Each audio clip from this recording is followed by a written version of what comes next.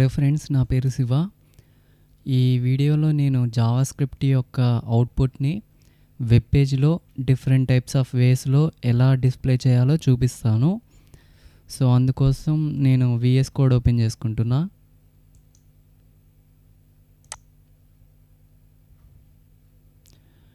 ఇందులో నేను ఫైల్లోకి వెళ్ళి add folder to work space, ఇందులో 5th ఫోల్డర్ని యాడ్ చేస్తున్నా. ఇందులో HTML ఫైల్ తీసుకున్నాను. బేసిక్ ఎలిమెంట్స్ అన్నీ రాసి పెట్టాను. ఇవి తీసేస్తున్నా. సోర్స్ కూడా అవసరం లేదు.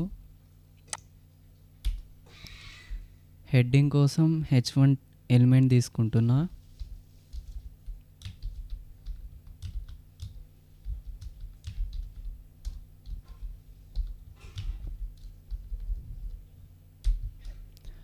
డిస్ప్లేయింగ్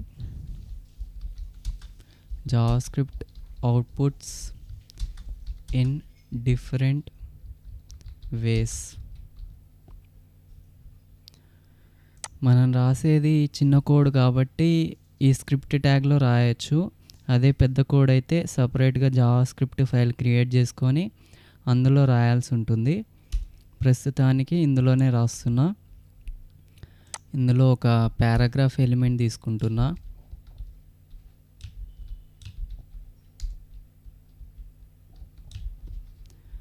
దీనికి ఐడి ఇస్తున్నా, శాంపిల్ అని. మీ ఇష్టం, నేమ్ ఏదైనా ఇవ్వచ్చు. ఈ పారాగ్రాఫ్ ఎలిమెంట్ లోపల జావాస్క్రిప్ట్ యొక్క అవుట్పుట్ని జనరేట్ చేస్తా చూడండి. దానికోసం ఇది HTML అనేది ఒక డాక్యుమెంట్ కాబట్టి document dot get element by ID brackets double quotes లోపల ఐడి యొక్క నేమ్, దాని తర్వాత డాట్ ఇన్నర్ HTML అంటే పారాగ్రాఫ్ లోపల రాస్తున్నాం కాబట్టి ఇన్నర్ క్యాప్స్లో HTML ఈజ్ ఈక్వల్స్ టు, ఇప్పుడు మ్యాథమెటికల్ ఆపరేషన్స్ చేయాలనుకుంటున్నా. 7 + 2 అని ఇచ్చా. సెమీకోలన్తో టెర్మినేట్ చేస్తున్నా. ఇక్కడ మీరు చూస్తే ఈ ఐడిని ఇక్కడ కాల్ చేసా. ఇక్కడ మీరు ఒకసారి చూడండి. First get element by ID. ఇక్కడ మీరు కొంచెం కన్ఫ్యూజ్ అవ్వచ్చు. ఫస్ట్ వర్డ్ గెట్ తర్వాత మిగతా వర్డ్స్ అన్నిట్లో స్టార్టింగ్ వర్డ్ వచ్చేసి క్యాపిటల్ ఉంది. ఎలిమెంట్కి E, బైకి B, ఐడికి I. ఇవన్నీ స్టార్టింగ్ క్యాపిటల్ లెటర్స్ ఉన్నాయి ఫస్ట్. అంటే ఈ జావాస్క్రిప్ట్ మొత్తం కేస్ సెన్సిటివ్, అంటే క్యామెల్ కేస్ ఫాలో అవుతారు చాలామంది. ఫస్ట్ లెటర్ స్మాల్ ఉంటుంది, మిగతా దాని తర్వాత ఉన్న వర్డ్స్ అన్నీ స్టార్టింగ్ క్యాపిటల్ లెటర్స్తో రాయాలి. కొంచెం మిస్టేక్ చేసినా సరే మనకు అవుట్పుట్ రాదు. మీకు అవుట్పుట్ చూపించేటప్పుడు ఎర్రర్ ఎలా వస్తుందో చూపిస్తాను. మీరైతే ఈ ఫార్మాట్ని ఫాలో అవ్వాలి జావాస్క్రిప్ట్ మొత్తం. సో ఇప్పుడు అవుట్పుట్ చూద్దాం. Go live server. ఇక్కడ చూడండి అవుట్పుట్ వచ్చింది 7 + 2 9. ఇక్కడ వచ్చింది చూడండి. నేను చెప్పాను కదా ఇక్కడ ఎర్రర్ ఎలా వస్తుందో. నేను ఇక్కడ క్యాపిటల్ E కాకుండా స్మాల్ E ఇస్తున్నా. చూడండి అవుట్పుట్ రాలేదు, మీకు ఎర్రర్ ఇలా వస్తుంది. ఇది ఒకసారి చెక్ చేసుకోవాలి. మీరు ఇదే ఫార్మాట్ ఫాలో అవ్వాలి, camel case through out JavaScript మొత్తం. అలవాటు చేసుకుంటే అలవాటు అయిపోద్ది. And next document dot right method చూద్దాం. మొత్తాన్ని తీసేస్తున్నా. ఇప్పుడు మనకి ఐడి శాంపిల్ కూడా అవసరం లేదు, డైరెక్ట్ మనకి అవుట్పుట్ వస్తుంది. ఇందులో డాక్యుమెంట్ డాట్ రైట్ డైరెక్ట్గా రాస్తున్నాం, అంటే డాట్ రైట్ అంటే డైరెక్ట్గా రాస్తున్నట్టు. సో ఇందులో పారాసింథసిస్ ఇక్కడ మనం మ్యాథమెటికల్ ఆపరేషన్ ఆర్ స్ట్రింగ్స్ తీసుకుందాం. స్ట్రింగ్స్ తీసుకునేటప్పుడు డబుల్ కోట్స్లో తీసుకుంటాం. డబుల్ కోట్స్లో నేమ్స్ ఇవా అని ఇస్తున్నా, సెమీకోలన్తో టెర్మినేట్ చేస్తున్నా. ఇక్కడ చూడండి అవుట్పుట్ వచ్చింది.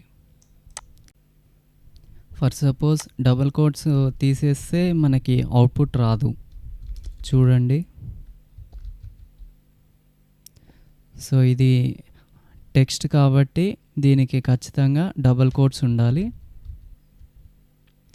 అదే మనం నెంబర్స్ వాడితే అవసరం లేదు.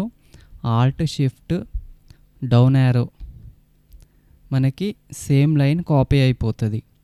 గుర్తుపెట్టుకోండి, ఆల్ట్ షిఫ్ట్ డౌన్ యారో. ఇప్పుడు మనం మ్యాథమెటికల్ ఆపరేషన్ చేసి చూద్దాం. 5 + 3 చూడండి 8 వచ్చింది. 8 పక్కనే వచ్చింది. కిందికి రావాలంటే బ్రేక్ ట్యాగ్ తీసుకోవాలి. సో అది కూడా మనం ఇందులో రాయొచ్చు. ఎలానో చూపిస్తా. Alt shift down arrow. ఇందులో మనం HTML ఎలిమెంట్ రాయొచ్చు. డబుల్ కోట్స్ లోపల BR బ్రేక్ ట్యాగ్ తీసుకుంటున్నా. సారీ, ఇది మొత్తం మనకి పైన రావాలి. Shift up arrow, sorry Alt up arrow పైకి వెళ్తుంది. ఆల్ట్ అప్ యారో, ఆల్ట్ పట్టుకొని అప్ యారో డౌన్ యారో తీసుకుంటే ఆ ఎలిమెంట్ని కిందికి పైకి మూవ్ చేయొచ్చు. ఇప్పుడు కిందికి జరుపుతున్నా, ఇప్పుడు పైకి. సో ఇలా మూవ్ చేయొచ్చు. ఇక్కడ చూడండి, శివ తర్వాత బ్రేక్ ట్యాగ్ వచ్చింది. న్యూ లైన్ తీసుకొని 8 నెంబర్ కిందికి వచ్చేసింది. ఈ డాక్యుమెంట్ డాట్ రైట్ మెథడ్ అనేది యూజ్ చేయడం అంత మంచిది కాదు. ఎందుకంటే ఇది పైన ఉన్న HTML ఎలిమెంట్స్ అన్నిటినీ డిలీట్ చేస్తుంది. డిలీట్ చేసి ఓవర్ రైట్ చేస్తుంది. ఫర్ సపోజ్ 5 + 3 8 కదా, పైన శివ అండ్ డిస్ప్లేయింగ్ ఈ టెక్స్ట్ అంతా ఉందిగా, ఇదంతా పోగొట్టేసి ఓన్లీ 8 డిస్ప్లే అవుతుంది. ఇక్కడ ఎందుకు డిస్ప్లే అవ్వలేదంటే ఇది స్క్రిప్ట్ ట్యాగ్లో చిన్న లైన్ ఆఫ్ కోడ్ రాసాం కాబట్టి అవ్వలేదు. అదే మనం ఫైల్లో ఫంక్షన్స్లో బటన్స్లో వాడేటప్పుడు ఖచ్చితంగా ఓవర్ రైట్ చేస్తుంది. మీకు ఇప్పుడు ఎగ్జాంపుల్ ఒకటి చూపిస్తాను. బటన్ తీసుకుంటున్నా.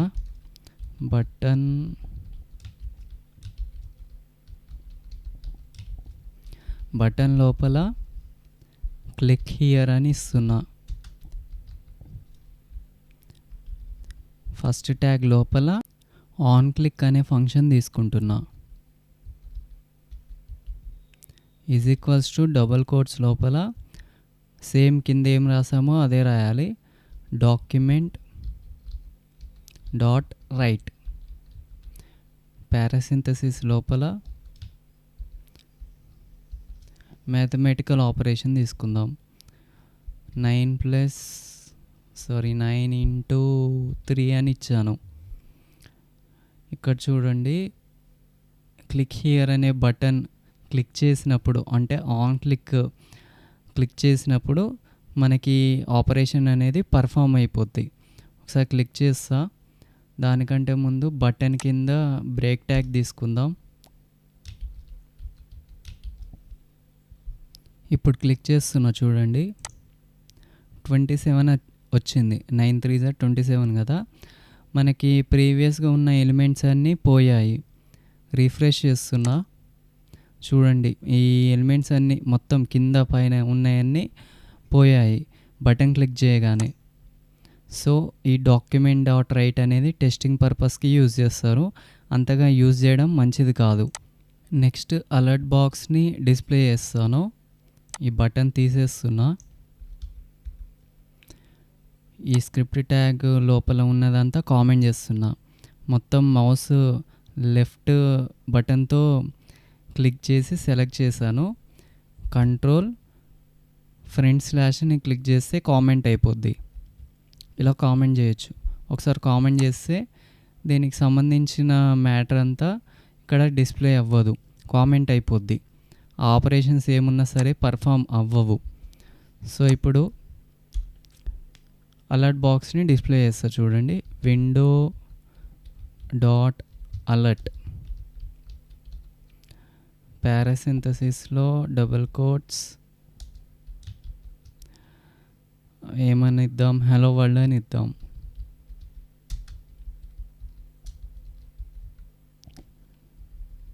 సెమీకోలన్తో టెర్మినేట్ చేస్తున్నా. చూడండి, రిఫ్రెష్ చేయగానే హలో వరల్డ్ అని వచ్చింది. ఇలా అలర్ట్ బాక్స్ అనేది వస్తుంది. ఈ విండో అనేది గ్లోబల్ ఆబ్జెక్ట్, ఇది లేకపోయినా సరే మనకు అవుట్పుట్ వస్తుంది. తీసేసి చూపిస్తా. ఖచ్చితంగా యూజ్ చేయాలని రూల్ ఏం లేదు, ఆప్షనల్ ఇది. చూడండి, హలో వరల్డ్ వచ్చింది విండో లేకపోయినా. మీకు ఇందులో కొన్ని అర్థం కావని నాకు అర్థమైంది. కాకపోతే మీరు అవి లైట్ తీసుకోండి. ముందు క్లాసెస్లో మీకు అర్థం కానివన్నీ అర్థమవుతాయి. ఒకేసారి అర్థమయ్యేలా ఉండదు.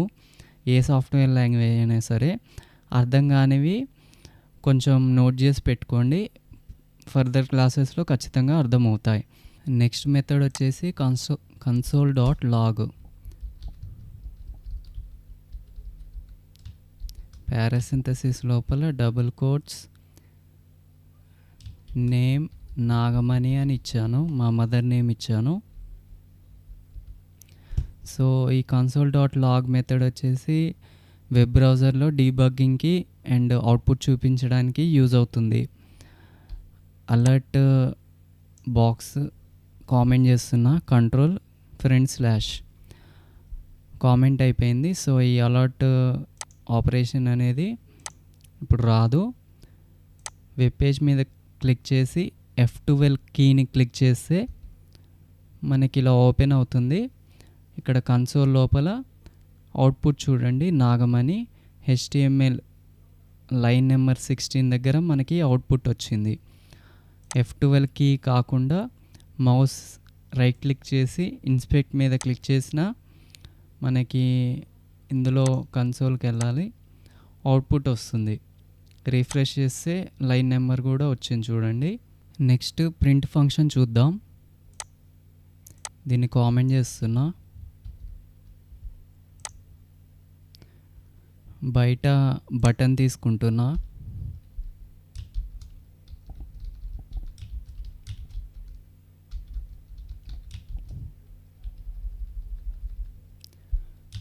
ప్రింట్ దిస్ పేజ్ అని ఇచ్చాను. ఫస్ట్ ట్యాగ్ లోపల on click is equals to double quotes లోపల విండో డాట్ ప్రింట్.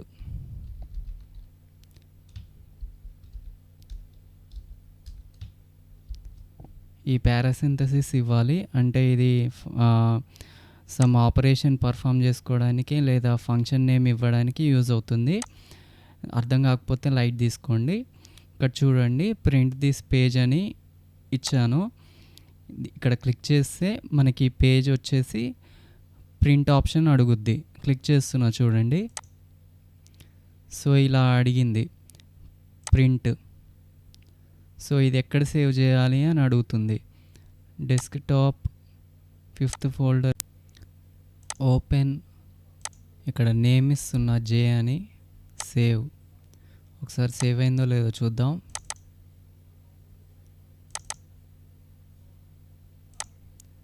చూడండి, సేవ్ అయిపోయింది. సో అంతే ఫ్రెండ్స్, జావాస్క్రిప్ట్ని వెబ్ బ్రౌజర్లో అండ్ కన్సోల్లో ఎలా డిస్ప్లే చేయాలో డిఫరెంట్ మెథడ్స్ తోటి చూసారు కదా. అండ్ నా నెక్స్ట్ జావాస్క్రిప్ట్ క్లాసెస్ మిస్ అవ్వకుండా ఉండడానికి నా ఛానల్ని సబ్స్క్రైబ్ చేసుకోండి. ఈ వీడియో కనుక మీకు నచ్చినట్లయితే లైక్ చేయండి, షేర్ చేయండి. Thanks for watching.